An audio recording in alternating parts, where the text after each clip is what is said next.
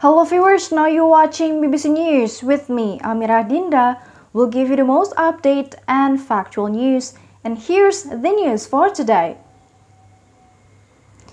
Analyst and expert predicts years of unrest in Africa because of the COVID-19 pandemic's economic consequences that possibly leading to conflicts and political upheaval. Experts think that the outbreak has contributed to recent turmoil in southern Africa, increased extremist violences in the Sahel, and increasing instability in regions of West Africa. Africa has seen about 7 million cases and 180,000 deaths. Though the pandemic response of African countries has inspired many, but the economic impacts of the pandemic have been really harsh. A recent international analysis indicated that COVID-19 may have struck Africa harder than the 1997 Asian financial crisis, the 2008 Great Recession, or even the 2014 Ebola outbreak. While Europe, the US, and much of Asia-Pacific recover to normal, Africa's economy collapsed and population stay unvaccinated for years. The IMF expects the global economy to increase 6% this year, but only 3.2% in Africa. Food prices in Nigeria have risen by almost a quarter since the outbreak began, forcing 7 million people into poverty. Meanwhile, an estimated 40 million individuals were already living in extreme poverty even before a third wave of COVID infection hit Africa in May. A month of hard lockdown in South Africa last year destroyed 1 million jobs, and inhabitants of Africa's most industrialized nation reported increased hunger. In Nigeria, a severe slump has increased graduate unemployment to almost 40%. Meanwhile, tourism has been particularly hard damaged.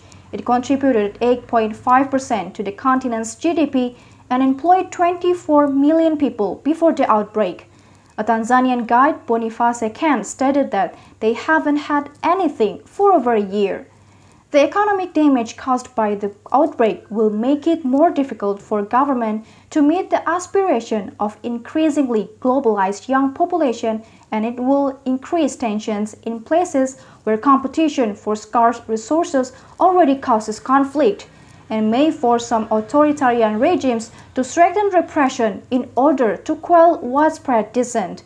Protests have gathered strength in Eswatini, where public sector salaries have gone unpaid for months. Repression and greedy consumption by elites has prompted anger in the society.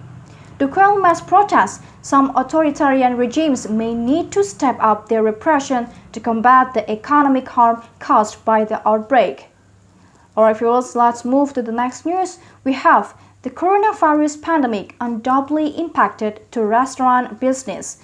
Numerous eateries across the country had to close, displacing many workers.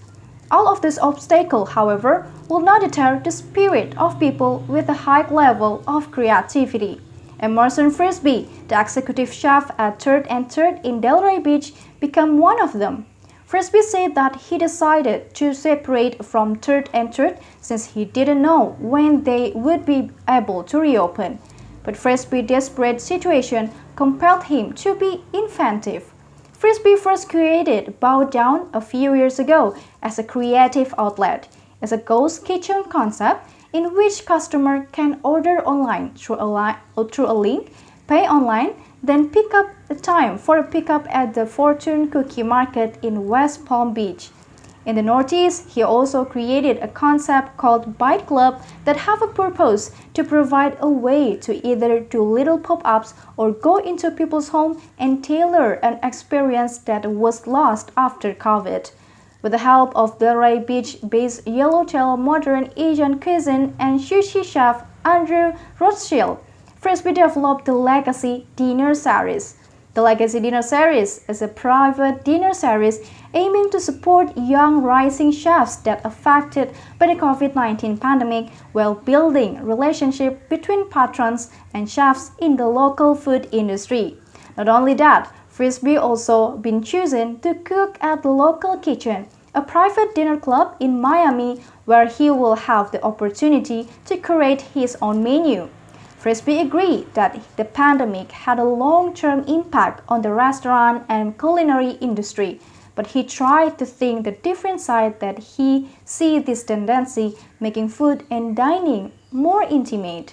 Despite the industry challenges, Frisbee believes he and his peers have the innate aptitude to adapt and overcome them. He also stated that they need to create a community where they can help each other to survive with the capacity to be innovative and problem-solving skill makes them more resilient as a community. Alright viewers, that's all the news for today. If you want to know more about our news, you can check out on our website at www.bbcnews.com. I'm Dinda. Thank you for watching and have a great day.